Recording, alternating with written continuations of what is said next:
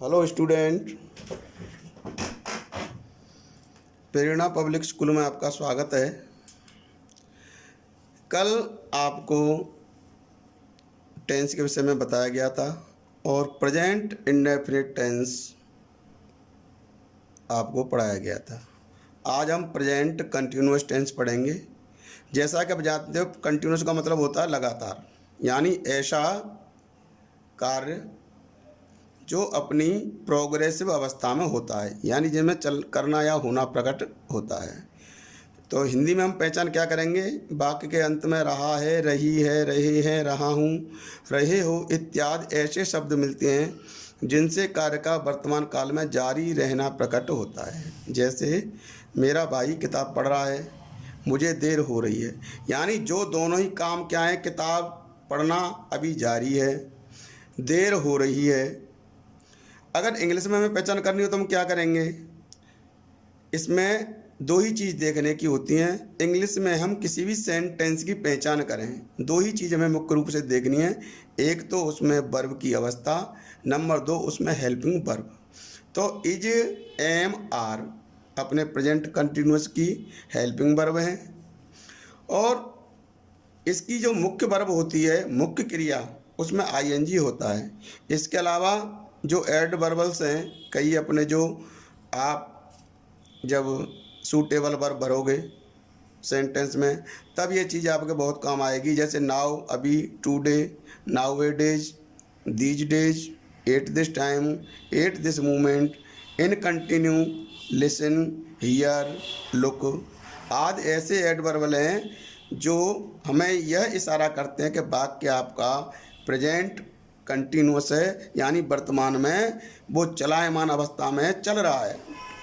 जैसे Radha is singing a sweet song, Radha एक मधुर गाना गा रही है। I am a getting late, मुझे देर हो रही है। अब देखिए दो चीज़ें हैं, ये आपने दोनों हिंदी में और अंग्रेजी में पहचान देख ली। इसके अलावा जब हम इनका सेंटेंस करेंगे तो देखिए साधारण वाक्य यानी अफर्मेटिव सेंटेंस, कुछ भी नहीं करना है आपको। मुख्य क्रिया है उसमें आईएनजी लगेगी और अपनी हेल्पिंग वर्ब है इज, एम, आर। आई के साथ एम का प्रयोग होता है। ही, सी, इट, नेम, ये क्या है? थर्ड पर्सन है, इनके साथ इज का प्रयोग होता है। आई के साथ एम का प्रयोग होता है। शेष जितने भी प्लूरल नाउन हैं, यू, वी, दे, इन सब के साथ आर का प्रयोग होता है। सामान्य सेंटेंस में हमेशा सब्जेक्ट से वाक्य प्रारंभ होता है। दूसरे स्थान पर आपकी हेल्पिंग वर्ब आती है।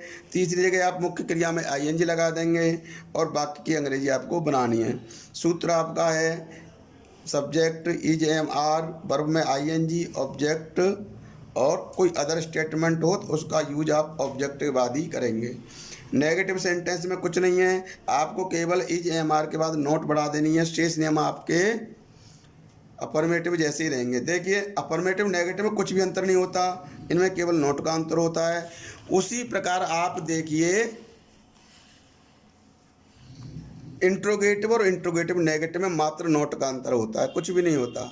इंट्रोगेटिव में देखने वाली बात ये होती है कि यदि वाक्य क्या से प्रारंभ है, यानी क्या से प्रारंभ है, जिनके उत्तर हम यस या नो में दे सकते हैं, ऐसे वाक्य हमेशा क्या से प्रारंभ होते हैं, यानी उनमें हेल्पिंग वर्ब पहले आती है। और जिनमें कौन, कब, कैसे, कहाँ, कितने इत्यादि जैसे शब्द हों तो वो हमेशा WH वाले वर्ड से प्रारंभ होंगे और उनकी जो अंग्रेजी है WH शब्द की, हूँ, वाई, वेयर, वाट इत्यादि, इनकी जो स्पेलिंग है हमेशा किससे पहले आएगी? इजा, एम, आर से। सब्जेक्ट के बाद वर्ब में आईएनजी, ऑब्जेक्ट, अंत में क्वेश्चन मार्क अवश्य लगाएंगे। इंट्रोगेटिव नेगेटिव, इसमें सब्जेक्ट के तुरंत बाद नोट बढ़ा देंगे, कुछ भी नहीं करना। शेष नियम आपके इंट्रोगेटिव सेंटेंस के समान रहेंगे।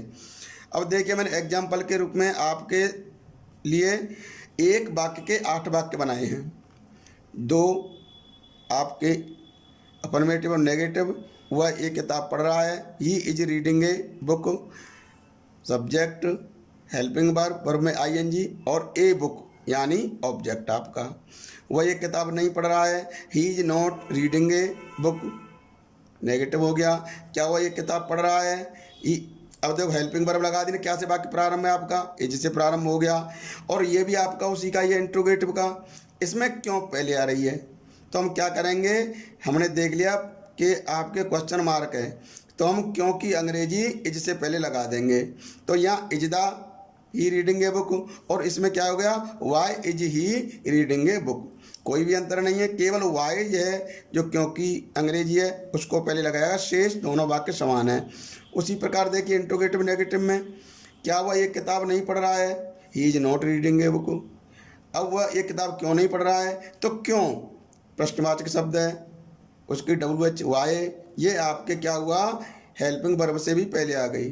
ठीक है, तो why is he not reading a book. मैंने एक वाक्य के 8 वाक्य बनाए हैं, और इसी प्रकार आप इनके नियमों को बार बार पढ़ेंगे।